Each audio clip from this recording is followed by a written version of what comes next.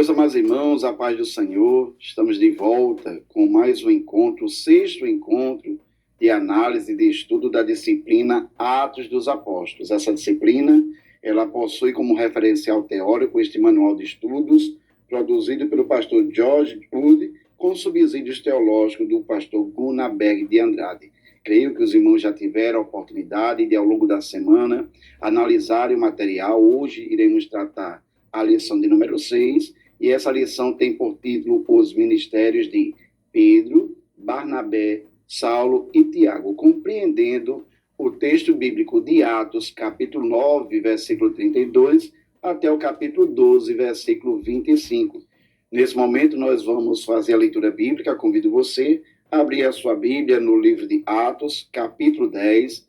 Esse capítulo trata sobre o centurião Cornélio. Nós leremos os versículos 9 a 17, também os versículos 44 a 48. Diz assim o texto sagrado: E no dia seguinte, indo ele em seu caminho e estando já perto da cidade, subiu Pedro ao terraço para orar, quase a hora sexta. E tendo fome, quis comer, e enquanto lhes preparavam, sobreveio-lhe um arrebatamento de sentidos, e viu o céu aberto e que descia um vaso, como se fosse um grande lençol atado pelas quatro pontas, vindo para a terra, no qual havia de todos os animais quadrúpedes, répteis da terra e aves dos céus. E foi-lhe dirigida uma voz: Levanta-te, Pedro, mata e come. Mas Pedro disse: De modo nenhum, Senhor, porque nunca comi coisa alguma comum e imunda. Segunda vez, disse-lhe a voz: Não faças tu comum ao que Deus purificou. E aconteceu isso por 3 vezes, e o vaso tornou a recolher-se no céu. E estando Pedro duvidando entre si acerca do que seria aquela visão que ele tinha visto, eis que os varões que foram enviados por Cornélio pararam à porta, perguntando pela casa de Simão Pedro. Nesse momento, iremos fazer a leitura a partir também do versículo 44 até o versículo 48. E dizendo Pedro ainda estas palavras, caiu o Espírito Santo sobre todos os que ouviam a palavra.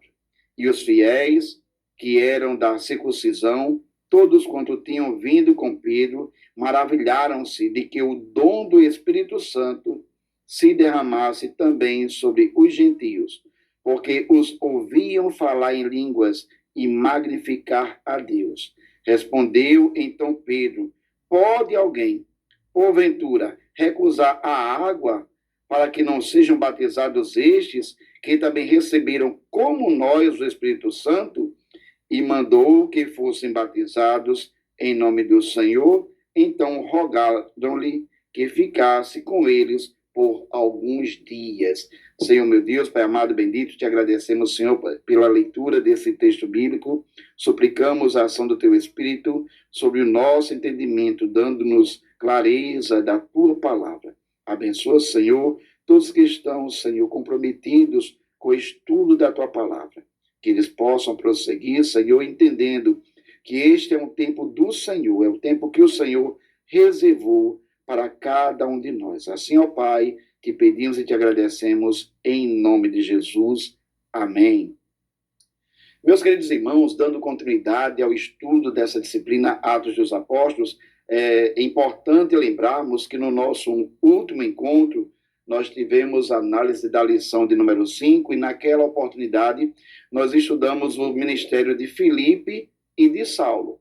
Vimos que a partir da perseguição que foi estabelecida ali em Jerusalém, com a morte de Estevão, os discípulos precisaram fugir de Jerusalém, considerando a perseguição. Ali ficaram somente os apóstolos, e os discípulos, os demais, foram dispersos, e por onde iam, falavam de Jesus, anunciavam o evangelho. Vemos por essa oportunidade que o evangelho, que outrora, que até o capítulo 7 estava ali restrito no entorno de Jerusalém, a partir do capítulo 8, tomando por base o martírio, o episódio de Estevão, a perseguição vem sobre a igreja, e o evangelho ele se expande para a Judeia e para a Samaria. E nesse contexto, um dos 7 diáconos, Filipe, ele desce até Samaria, ali prega a palavra, opera sinais e maravilhas, e os samaritanos vêm ao encontro do Senhor Jesus, creem no Senhor, são salvos, foram batizados. No entanto, não haviam ainda sido batizados no Espírito Santo. Sabendo a igreja de Jerusalém, os apóstolos, do que estava acontecendo, daquele mover de Deus de salvação em Samaria, enviam João e Pedro, os quais vão lá, oram por aqueles irmãos, impondo as mãos, eles são batizados com o Espírito Santo. Então, a igreja, ali, o evangelho em Samaria, ele começa a tomar corpo, começa a ser abençoado, os irmãos começam a serem agregados à igreja. No entanto, nesse texto, ainda vemos que o Senhor comissiona Filipe a ir ao encontro do eunuco, né, o eunuco africano que havia ido a Jerusalém adorar, e que na volta ele fazia a leitura do rolo do texto de Isaías, e ali Filipe aproxima dele e faz a pergunta: entende tu o que lês? Ele diz: eu não tenho condição de entender, porque não há quem me explique. A partir de então, Filipe passa a explicar que aquele texto referia-se a Cristo ungido de Deus, o Salvador. O eunuco, ele dá crédito à mensagem, aceita a Cristo, torna-se um cristão, é batizado em águas. Logo após, então, Filipe é levado até Cesareia. Também vimos na última lição que Saulo de Tarso, né, Saulo, ele aparece no texto bíblico a partir daquele episódio da morte de Estevão. Ele é o jovem descrito em Atos, capítulo 7, versículo 58, sobre os pés dos quais depositaram as vestes daqueles que apedrejavam Saulo. Vimos também, ali no capítulo 8, que Saulo ele inicia uma perseguição contra a igreja. E no capítulo 9, nós temos o relato da sua conversão, quando ia em direção a Damasco, perseguia aqueles que eram do caminho, e naquele momento, ali no caminho de Damasco, o Senhor se revela a ele, diz: Saulo, Saulo, por que me persegues? Ele diz: quem é esse, Senhor? Eu sou Jesus, a quem tu persegue. Ele fica cego, vai para Damasco, e ali Ananias ora por ele, Ananias batiza ele com as águas, né? Ele volta a ter visão. Enquanto Ananias batiza Saulo com águas, o Senhor batiza Saulo com o Espírito Santo, porque diz que quando Ananias orava por ele, ele foi cheio do Espírito Santo. E essa expressão, cheio do Espírito Santo, em Atos dos Apóstolos, significa o dom de Deus, o dom do Espírito, o batismo com o Espírito Santo. Nesta aula, nós daremos continuidade aos ministérios de Pedro, as atenções se voltam para Pedro, para Barnabé, aquele que foi citado lá em Atos, capítulo 4, naquele momento em que ele vende uma propriedade, deposita aos pés dos apóstolos. Barnabé, que o nome dele era José, cognominado Barnabé, né, filho da consolação, encorajador. Também estudaremos um tanto sobre o ministério de Saulo e também o ministério de Tiago. Lembrando que essa lição de número 6, ela possui justamente 3 textos: o ministério de Pedro para Cornélio, o ministério de Barnabé e Saulo em Antioquia, e a fuga de Pedro e a morte de Herodes. Que o Senhor nos abençoe, que você aproveite, leia, irmãos, o texto, leia o manual, leia a Bíblia Sagrada, tenha um caderno para fazer suas anotações, suas ponderações, isso será muito útil. O texto primeiro fala o ministério de Pedro para Cornélio. Esse texto está embasado em Atos, capítulo 9, versículo 32, até 11, versículo 18. Então, Lucas nos dá vários relatos de progresso em Atos.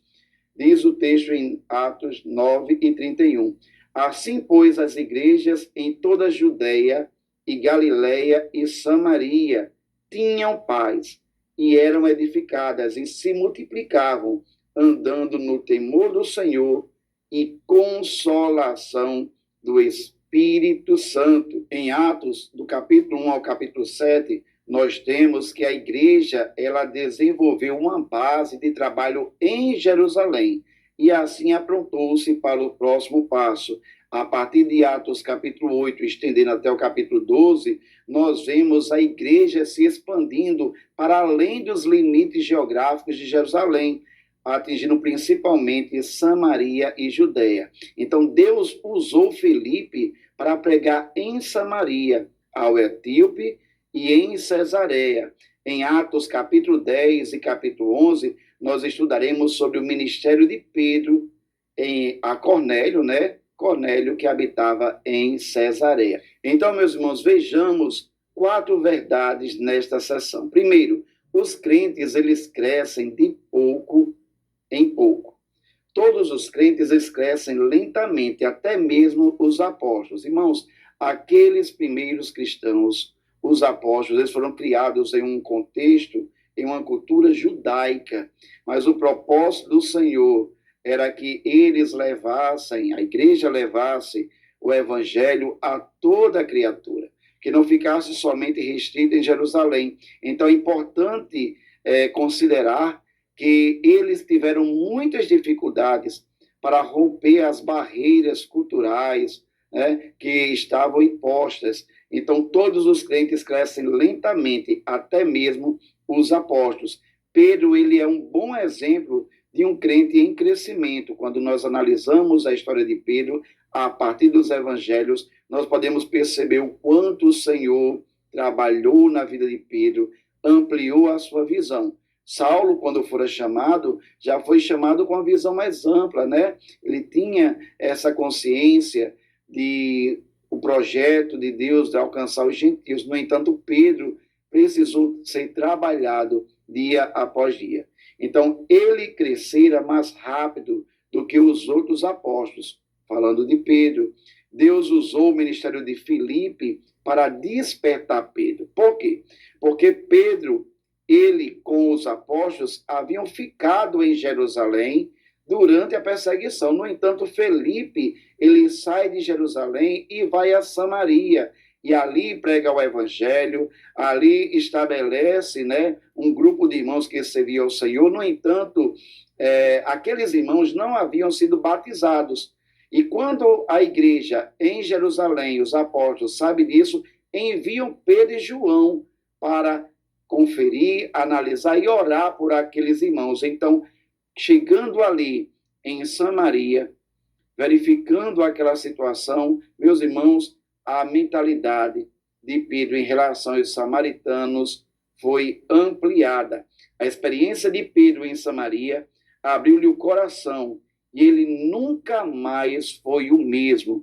Meus queridos, o Senhor, por vezes, nos permite passar por situações que, de certo modo, até vai de encontro às nossas crenças, às nossas percepções, mas o Senhor faz isso com a oportunidade, com uma estratégia de trabalhar em nós, a fim de que nós possamos estar alinhados à sua visão, à sua vontade.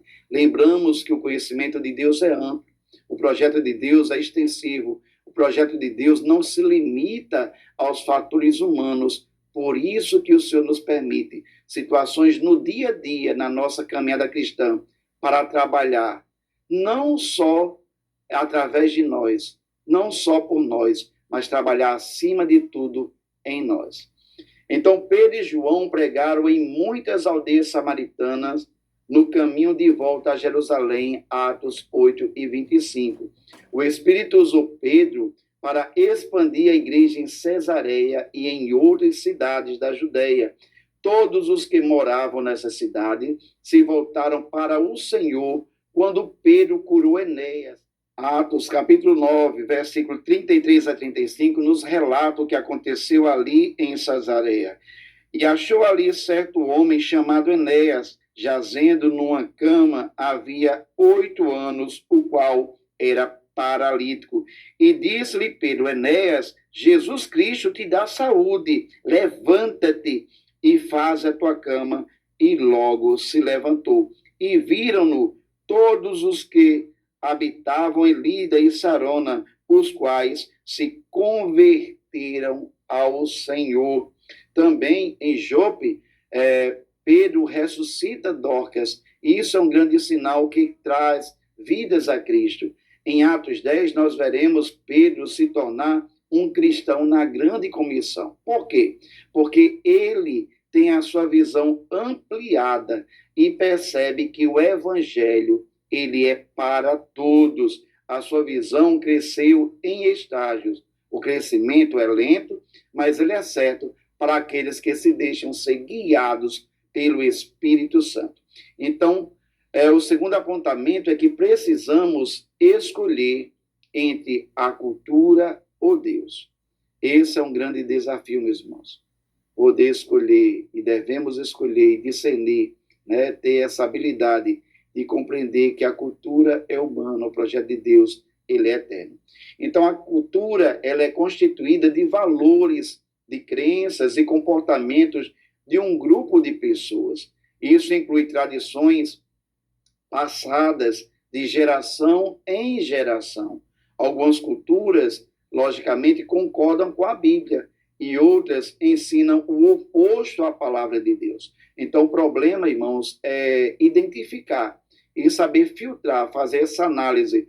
O que na cultura se opõe à palavra de Deus, e isso que se opõe no aspecto cultural deve ser desprezado, mas existem elementos da cultura que não contrariam a palavra, né? E precisam ser considerados. Então, Pedro havia declarado lá em Atos, capítulo 4, 18 e 20, ele havia declarado ao Sinédrio que era melhor, que mais importava obedecer a Deus do que aos homens. Jesus havia dito em Mateus 28, 19 e 20, né, que eles deviam pregar o evangelho a todas as nações. No entanto, deixa-nos entender que os discípulos eles não estavam tão disponíveis porque eles estavam muito presos à sua cultura. O problema cultural era uma barreira para que eles fossem além dos limites de Jerusalém.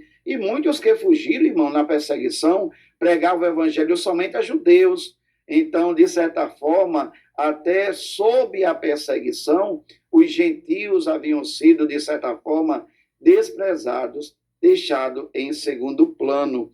Então, anos se passaram e ainda assim eles não haviam obedecido. Saí de Jerusalém e expandir o evangelho para a Judéia, Samaria, até alcançar todo mundo.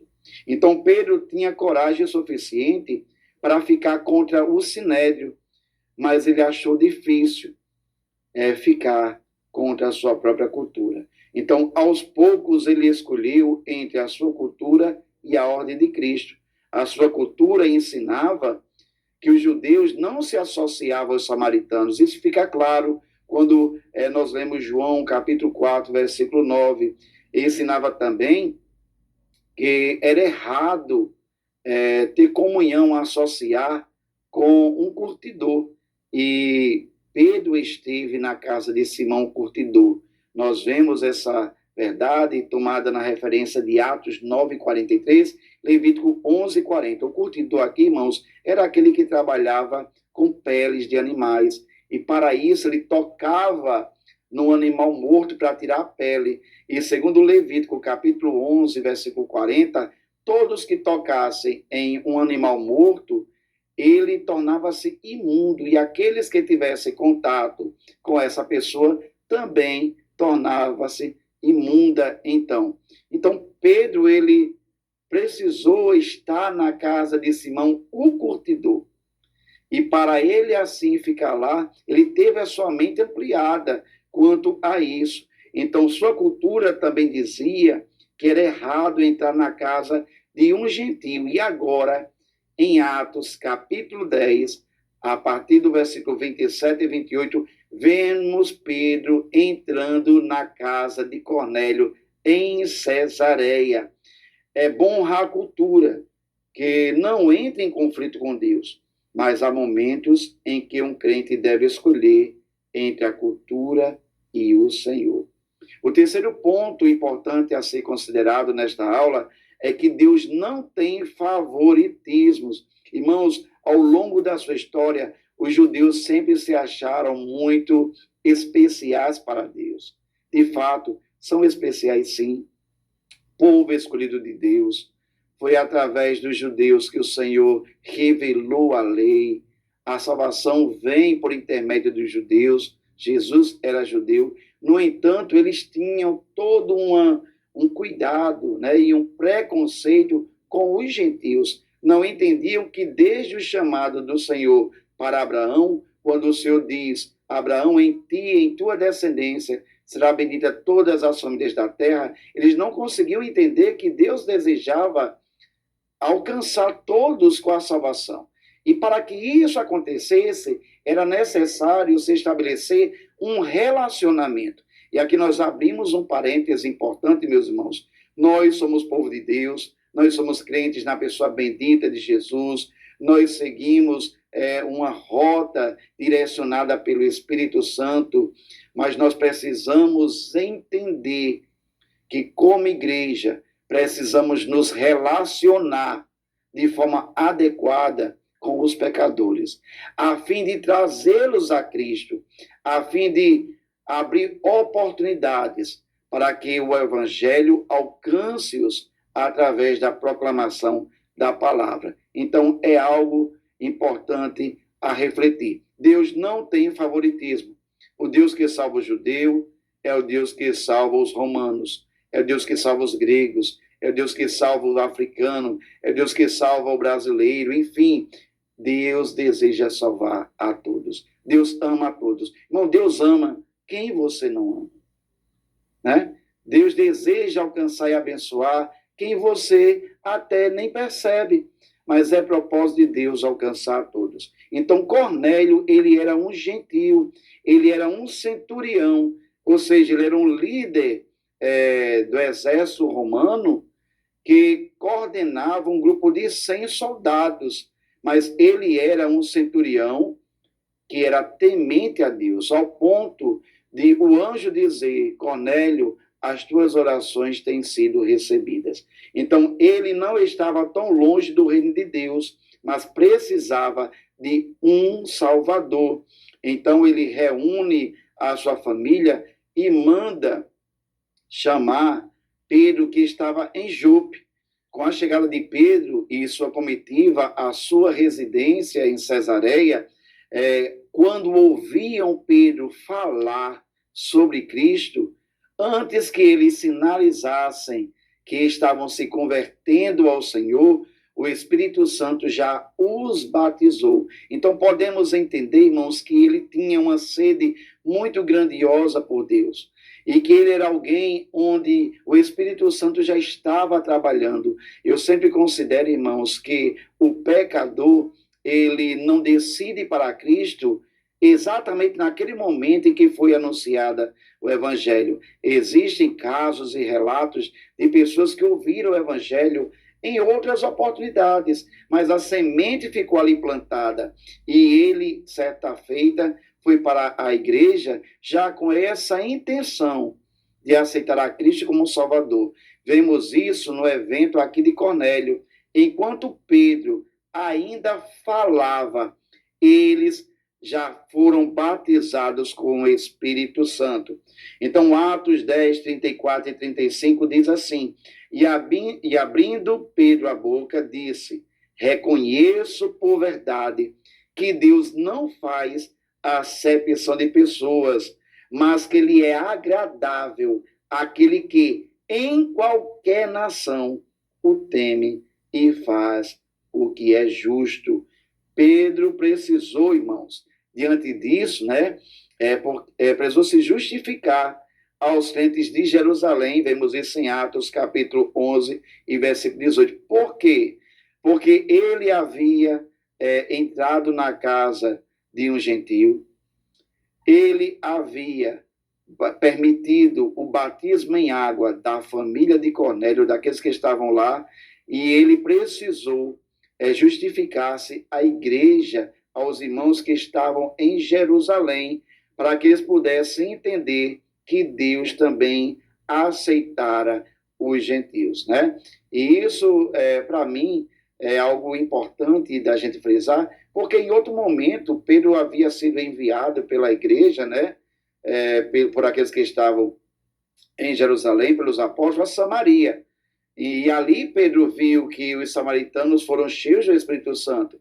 Então não era uma novidade de que o Espírito Santo estava sendo derramado sobre os não-judeus. No entanto, esse episódio de Atos 10, de Pedro na casa de Cornélio, foi importante, foi necessário Pedro justificar-se, porque ele não havia sido enviado pelos apóstolos. Ele foi convidado, ele relutou, mas então foi até a casa de Cornélio e com muita prudência ele levou 6 testemunhas, os quais foram importantes também nesse momento de defesa, para que aqueles que estavam em Jerusalém entendessem de fato o que havia acontecido. O quarto tópico, o quarto ponto desta primeira lição é que a evidência do dom do Espírito Santo é falar em línguas. Pedro e os 6 homens que o acompanharam não tiveram dúvida. Eles estavam certos de que os gentios haviam recebido o dom do Espírito, porque os ouviram falar em outras línguas, Atos 10, 45 e 46. Logo, irmãos, o batismo no Espírito Santo é para aqueles que já creram em Jesus. E a evidência desse dom é falar em novas línguas, conforme nos assevera a palavra de Deus. Cornélio e sua família creram enquanto Pedro ainda falava. Então, eles imediatamente receberam o dom do Espírito Santo. Atos, capítulo 10, versículo 44 a 46. Meus irmãos, a partir desse momento, nos deteremos a análise do texto 2 da nossa 6ª lição, esse texto que fala sobre o ministério de Barnabé e Saulo em Antioquia. Primeiramente, algumas considerações importantes. Antioquia ficava a 483 quilômetros ao norte de Jerusalém. Ela tinha uma população estimada entre 250 a 500 mil habitantes. Era uma das maiores cidades do mundo antigo. Era uma cidade bonita, no entanto, uma cidade pecaminosa.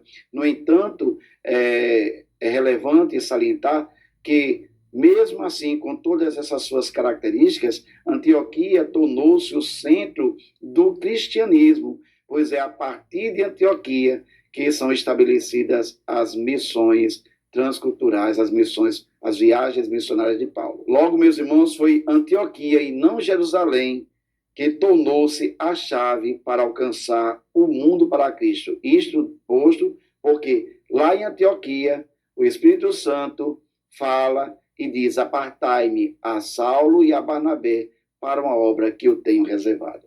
Então vejamos 4 verdades relacionadas ao ministério em Antioquia. Primeiro, Deus tem muitos servos fiéis que não são famosos. Barnabé e Saulo, apesar de se destacarem nesta seção do livro de Atos, nós podemos entender que eles não são os únicos personagens. Existem outras pessoas também importantes, inclusive anônimos. Os dispersos que pregaram aos gregos de Antioquia são importantes demais, porque com aquela perseguição em que os discípulos saem de Jerusalém, por onde passam, vão pregando, muitos deles se deteram a pregar os judeus. No entanto, haviam alguns cidadãos, alguns irmãos, que dedicaram atenção aos moradores de Antioquia. E como resposta de lançar a palavra, ali se estabeleceu uma igreja.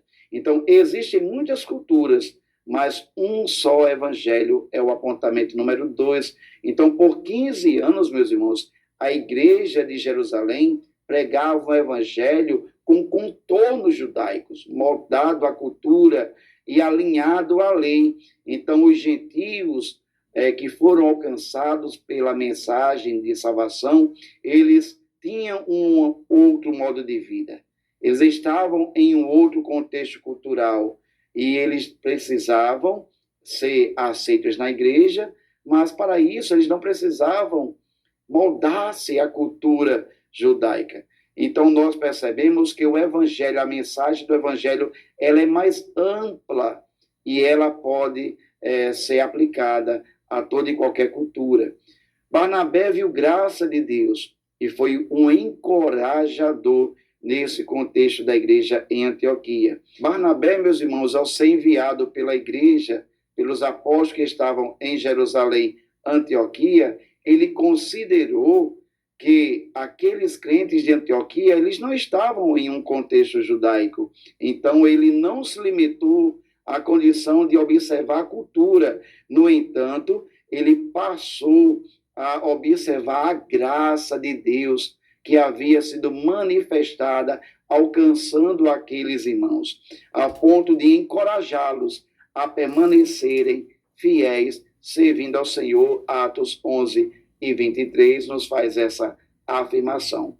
Ao precisar de ajuda naquele contexto, estando em Antioquia, é importante também salientar que Barnabé ele não voltou a Jerusalém, mas ele, guiado pelo Espírito, ele parte até Tarso, onde encontra Saulo, e chama Saulo, convida Saulo para participar do seu ministério ali em Antioquia. Atos 11:25-26 nos traz essa afirmação. Poucos são profetas, mas todos podem profetizar. Irmãos, o Novo Testamento enfatiza de uma forma mais ampla a ação primordial, em primeiro plano, dos apóstolos e não dos profetas. No entanto, no Novo Testamento ainda haviam profetas. E ali em Atos, capítulo 11, versículo 27-30, fala que entre os profetas de Jerusalém que desceram a Antioquia estava Ágabo. E Ágabo ele profetizou que haveria uma grande fome em todo o mundo.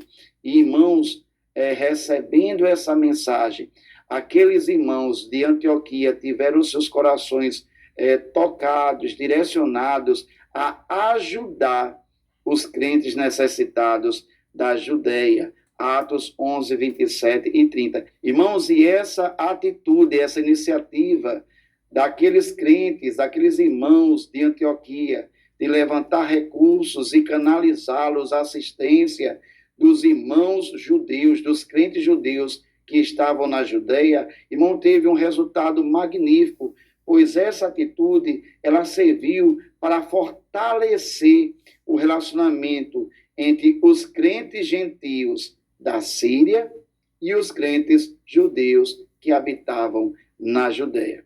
O terceiro e último texto dessa lição de número 6, que enfatiza os ministérios de Pedro, Barnabé, Saulo e Tiago, enfatiza a fuga de Pedro e a morte de Herodes. Essa lição, irmãos, esse texto, ela está envolvendo, está descrita entre Atos, capítulo 12, no capítulo 12, tomando do versículo 1 até o versículo 25. De acordo com o nosso comentarista, com o nosso escritor, nós podemos entender que o maior tema de Atos 12 é a soberania de Deus. Deus é soberano. Existem momentos que Deus age de formas distintas. Existe momento em que Deus quer dar livramento. E existe momento em que Deus não dá livramento. Existe momento que Deus cura. E existe momento que Deus resolve, decide não curar.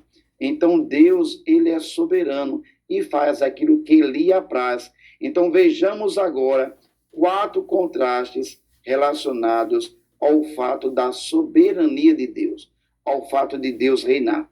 Primeiramente, o autor nos apresenta o contraste entre Tiago, o mártir, e Pedro, o liberto, ok? Então, Herodes, que estava reinando naquele momento, naquele contexto de Atos 12, ele resolveu prender alguns discípulos, alguns apóstolos, e ele mandou executar Tiago, irmão de João, a espada.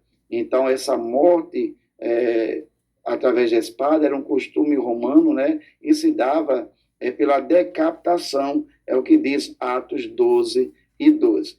E Herodes, irmãos, vendo que essa sua atitude de prender os apóstolos e executá-los, vê que a execução de Tiago havia agradado os judeus, ele resolve prender Pedro também, encarcerar Pedro para executar. No entanto, o Senhor livra Pedro. Nós podemos ver isso analisando Atos capítulo 12, versículo 3 ao 19. Logo temos aí um grande contraste.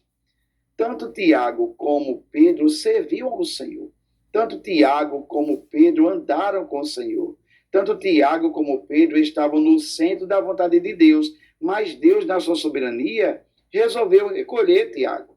Ele não deu livramento a Tiago. No entanto, na sua soberania, o Senhor se volta para livrar Pedro. O segundo ponto importante que consideramos é o contraste entre o papel de Pedro e o papel de Deus. Quando Deus resolve dar livramento a Pedro, o texto nos traz essa reflexão, essa análise, que houveram atitudes de Pedro, mas também houveram atitudes que competiam somente a Deus. Irmãos, ao compreender a soberania de Deus, nós precisamos entender que Deus faz aquilo que lhe apraz. E Deus faz aquilo que ele deve fazer. Então, o que eu e você precisamos fazer, Deus não fará. Nós fazemos a nossa parte e o Senhor faz a sua parte.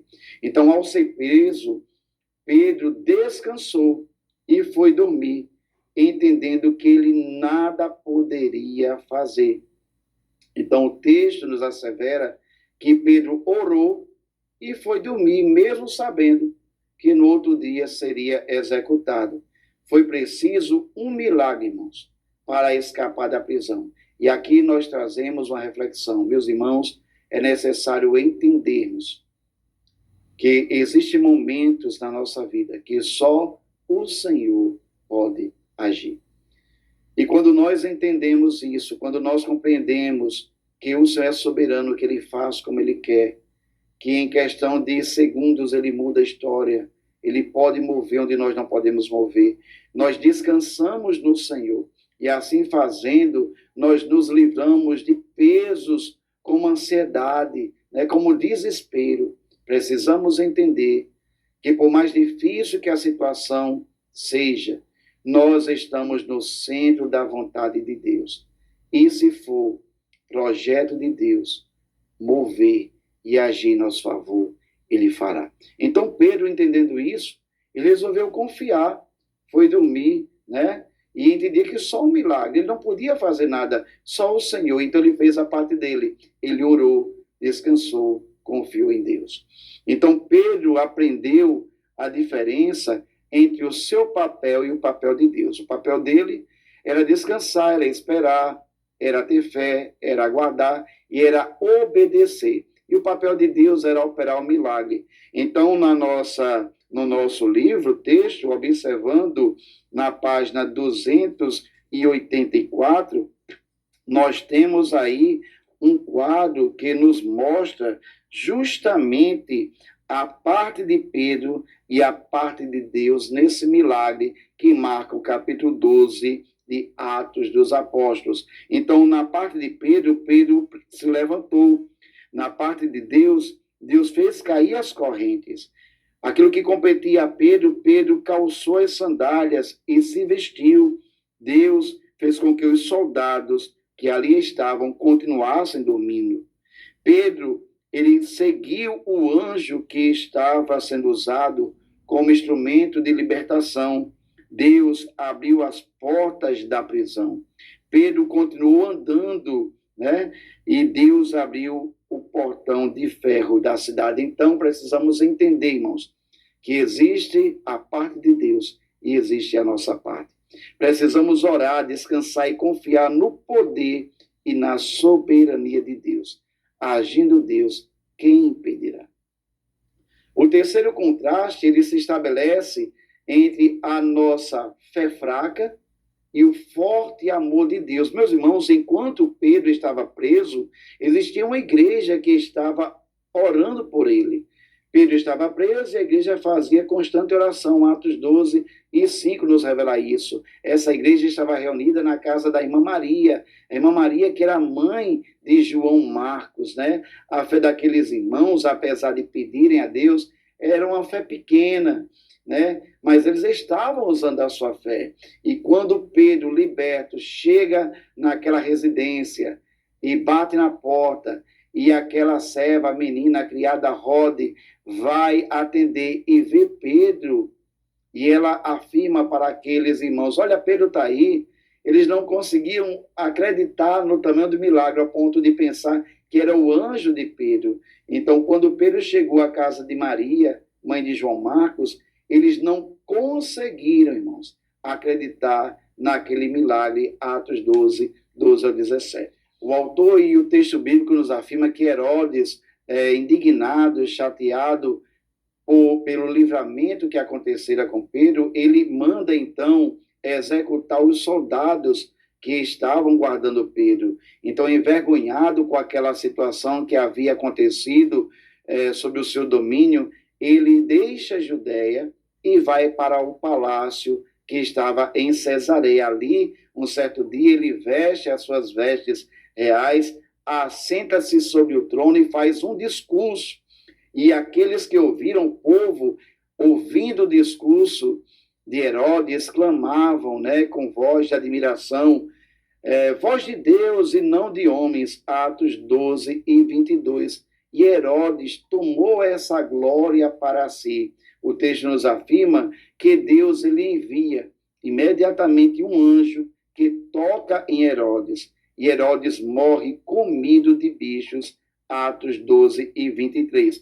Meus irmãos, quando nós analisamos o texto referencial teórico, o autor ele nos apresenta também uma citação de Flávio Joséfo, grande historiador hebreu, que acrescenta que Herodes ele viveu ainda 5 dias depois daquele episódio em que foi atingido, né, pelo Senhor, com grandes dores no estômago, e então ele morreu comido de bichos.